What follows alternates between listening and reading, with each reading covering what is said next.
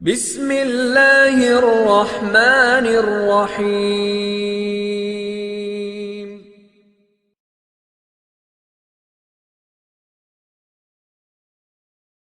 بسم الله الرحمن الرحيم. قال يا موسى إني اصطفيتك على الناس برسالاتي وبكلامي فخذ ما آتيتك وكن من الشاكرين. وكتبنا له في الألواح من كل شيء موعظة وتفصيلا لكل شيء فخذها بقوة وأمر قومك يأخذوا بأحسنها سأريكم دار الفاسقين. سأصرف عن آياتي الذين يتكبرون في الأرض بغير الحق وإن يروا كل آية لا يؤمنوا بها وإن يروا سبيل الرشد لا يتخذوه سبيلا وإن يروا سبيل الغي يتخذوه سبيلا ذلك بأنهم كذبوا بآياتنا وكانوا عنها غافلين. والذين كذبوا بآياتنا ولقاء الآخرة حبطت أعمالهم هل يجزون إلا ما كانوا يعملون. واتخذ قوم موسى من بعده من حليهم عجلا جسدا له خوار ألم يروا أنه لا يكلمهم ولا يهديهم سبيلا اتخذوه وكانوا ظالمين. ولما سقط في أيديهم ورأوا أنهم قد ضلوا قالوا لئن لم يرحمنا ربنا ويغفر لنا لنكونن من الخاسرين. ولما رجع موسى إلى قومه غضبان آسفا قال بئس ما خلفتموني من بعدي أعجلتم أمر ربكم وألقى الألواح وأخذ برأس أخيه يجره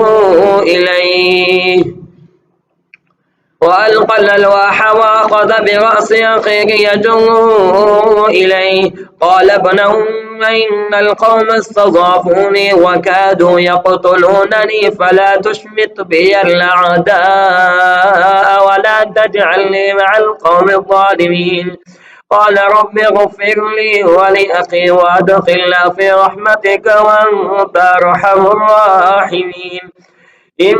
الذين اتخذوا العجل سينالهم غضب من ربهم وذلة في الحياة الدنيا وكذلك نجزي المفترين. والذين عملوا السيئات ثم تابوا من بعدها وآمنوا إن ربك من بعدها لغفور رحيم. ولما سكت عن موسى الغضب أخذنا الألواح وفي نسختها هدى ورحمة للذين هم لربهم يرهبون.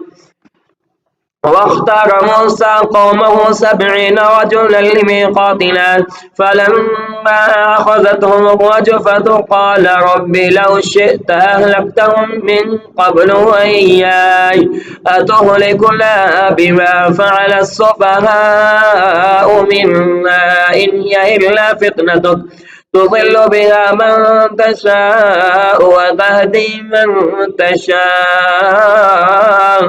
أنت ولينا فاغفر لنا وارحمنا وأنت خير الغافرين. واكتب لنا في هذه الدنيا حسنة وفي الآخرة إنا هدنا إليك. قال عذابي أصيب به من أشاء ورحمتي وسعت كل شيء فسأكتبها للذين يتقون ويؤتون الزكاة والذين هم بآياتنا يؤمنون. الذين يتبعون الرسول النبي الأمي الذي يجدونه مكتوبا عندهم في التوراة والإنجيل يأمرهم بالمعروف وينهاهم عن المنكر ويحل لهم الطيبات ويحرم عليهم الخبائث ويضع عنهم إصرهم والأغلال التي كانت عليهم فالذين آمنوا به وعزروه ونصروه واتبعوا النور الذي أنزل معه أولئك هم المفلحون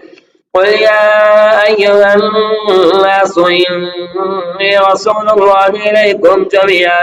إليكم جميعا الذي له ملك السماوات والأرض لا إله إلا هو يحيي ويميت فآمنوا بالله ورسوله النبي الأمي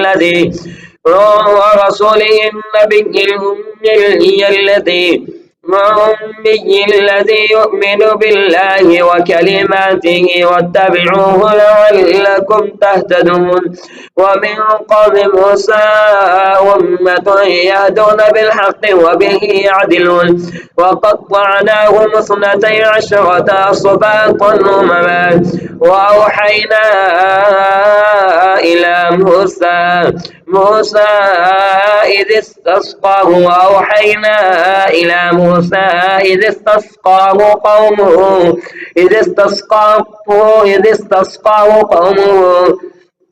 وأوحينا إلى موسى إذ استسقاه قومه أن اضرب بعصاك الحجر فانبجست منه 12 عينا قد علم كل أناس مشربهم وظللنا عليهم الغمام وأنزلنا عليهم المن والسلوى كلوا من طيبات ما رزقناكم وما ظلمونا ولكن كانوا أنفسهم يظلمون وإذ قيل لهم اسكنوا هذه القرية وكلوا منها حيث شئتم وقولوا حطة وادخلوا الباب سجدا نغفر لكم خطيئاتكم سنزيد المحسنين فبدل الذين ظلموا منهم قولا غير الذي قيل لهم فأرسلنا عليهم رجزا من السماء بما كانوا يظلمون واسألهم عن القرية التي كانت حاضرة البحر إذ يعدون في السبت تأتيهم حيتانهم يوم سبتهم شرعا ويوم لا يسبتون لا تأتيهم كذلك نبلوهم بما كانوا يفسقون وإذ قالت أمة منهم لم تعظون قوما الله مهلكهم أو معذبهم عذابا شديدا قالوا معذرة إلى ربكم فلعلهم يتقون فلما نسوا ما ذكروا به أنجينا الذين ينهون عن السوء وأخذنا الذين ظلموا بعذاب بئيس بما كانوا يفسقون فلما عتوا عما نهوا عنه قلنا لهم كونوا قردة خاسئين وإذ تأذن ربك ليبعثن عليهم إلى يوم القيامة من يسومهم سوء العذاب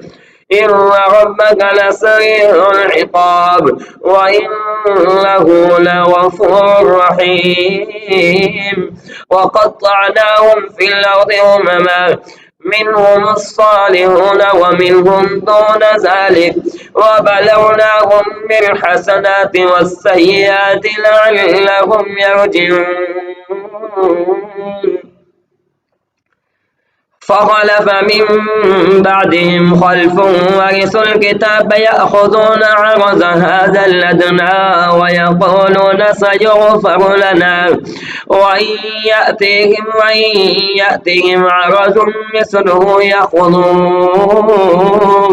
ألم يؤخذ عليهم ميثاق الكتاب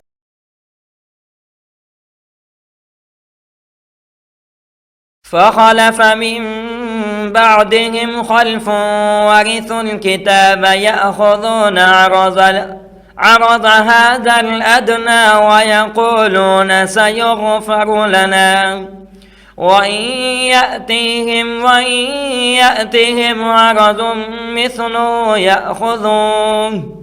ألم يؤخذ عليهم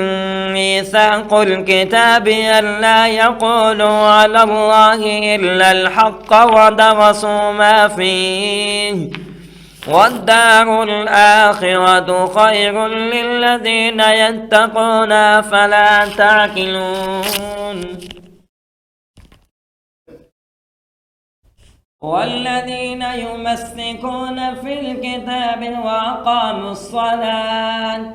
إنا لا نضيع أجر المصلحين وإذ نتقنا الجبل فوقهم كأنه ظلة وظنوا أنه واقع بهم خذوا ما آتيناكم بقوة واذكروا ما فيه لعلكم تتقون وإذ أخذ ربك من بني آدم من ظهورهم ذريتهم وأشهدهم على أنفسهم ألست بربكم قالوا بلى شهدنا تقولوا يوم القيامة إنا كنا عن هذا غافلين أو تقولوا إنما أشرك آباؤنا من قبل وكنا ذرية من بعدهم أفتهلكنا بما فعل المبطلون وكذلك نفصل الآيات ولعلهم يرجعون واتل عليهم نبأ الذي آتيناه آياتنا فانسلخ منها فأتبعه الشيطان فكان من الغاوين ولو شئنا لرفعناه بها ولكنه أخلد إلى الأرض واتبع هواه فمثله كمثل الكلب إن تحمل عليه يلهث أو تتركه يلهث ذلك مثل القوم الذين كذبوا بآياتنا فاقصص القصص لعلهم يتفكرون ساء مثلا القوم الذين كذبوا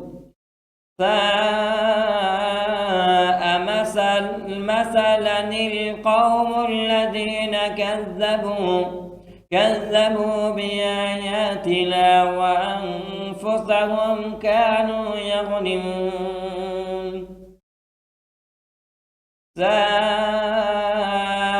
مثلا القوم الذين كذبوا بآياتنا وأنفسهم كانوا يظلمون من يهد الله فهو المهتدي ومن يضلل فأولئك هم الخاسرون ولقد ذرأنا لجهنم كثيرا من الجن والإنس لهم قلوب لا يفقهون بها ولهم أعين لا يبصرون بها ولهم آذان لا يسمعون بها أولئك كالأنعام بل هم أضل أولئك هم الغافلون ولله الأسماء الحسنى فادعوه بها وذروا الذين يلحدون في أسمائه سيجزون ما كانوا يعملون وممن خلقنا أمة يهدون بالحق وبه يعدلون والذين كذبوا بآياتنا سنستدرجهم من حيث لا يعلمون وأملي لهم إن كيدي متين أولم يتفكروا ما بصاحبهم من جنة إن هو إلا نذير مبين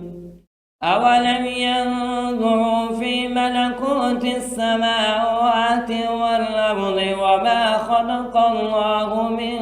شيء وأن عسى أن يكون قد اقترب أجلهم فبأي حديث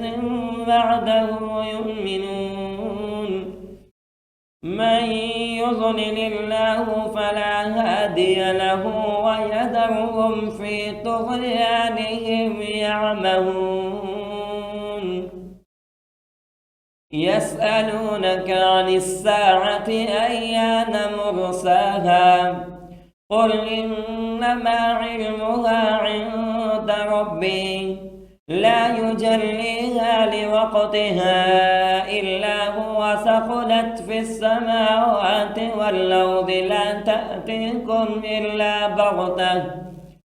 يسألونك كأنك حفي عنها قل إنما علمها عند الله ولكن أكثر الناس لا يعلمون قل لا أملك لنفسي نفعا ولا ضرا إلا ما شاء الله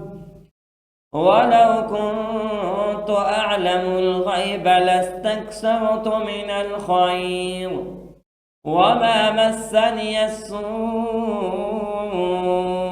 إن أنا إلا نذير وبشير لقوم يؤمنون هو الذي خلقكم من نفس واحدة هو الذي خلقكم من نفس واحدة وجعل منها زوجها ليسكن إليها فلما تغشاها حملت حملا خفيفا فمرت به فلما أثقلت دعوا الله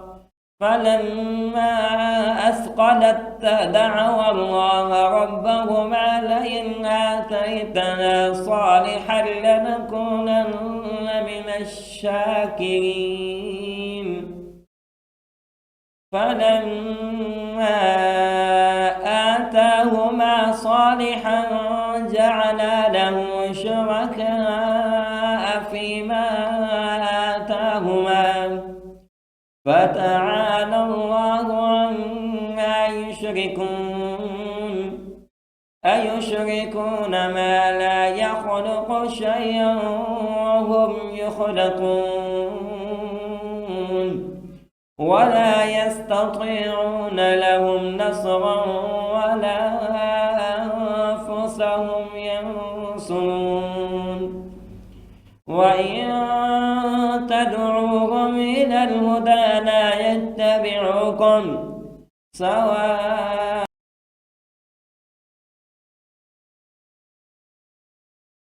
بسم الله الرحمن الرحيم. وإن تدعوهم إلى الهدى لا يتبعوكم سواء عليكم أدعوتموهم أم أنتم صامتون. إن الذين تدعون من دون الله عباد أمثالكم فادعوهم فليستجيبوا لكم إن كنتم صادقين.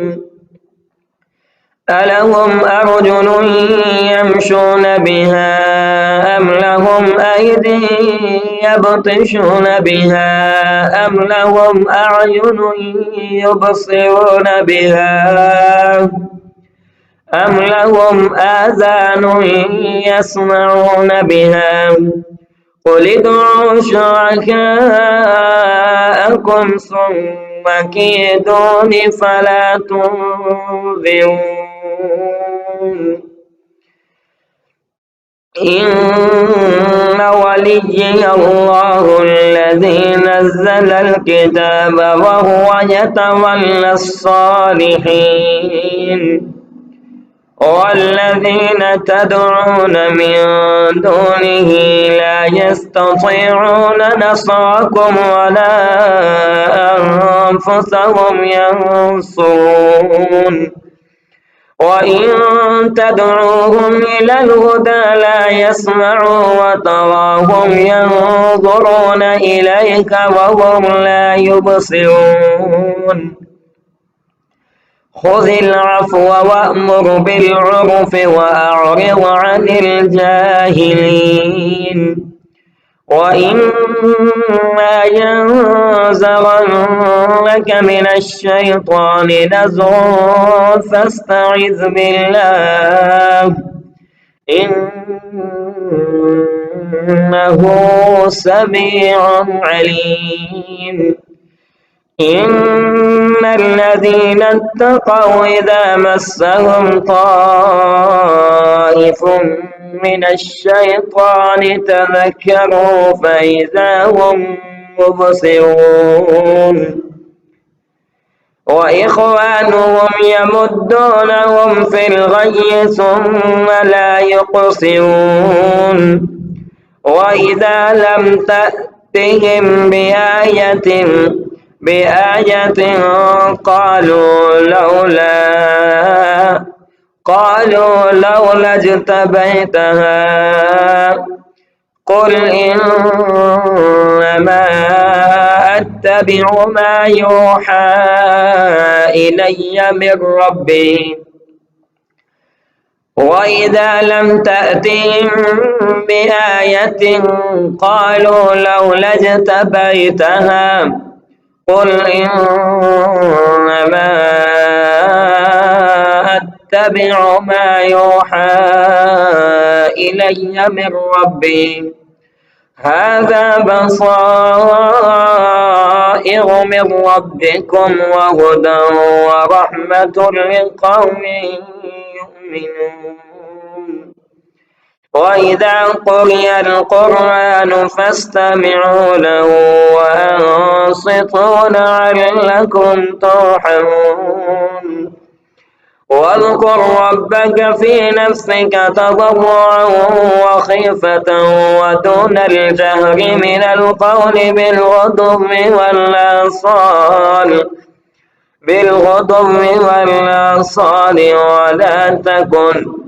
ولا تكن من الغافلين.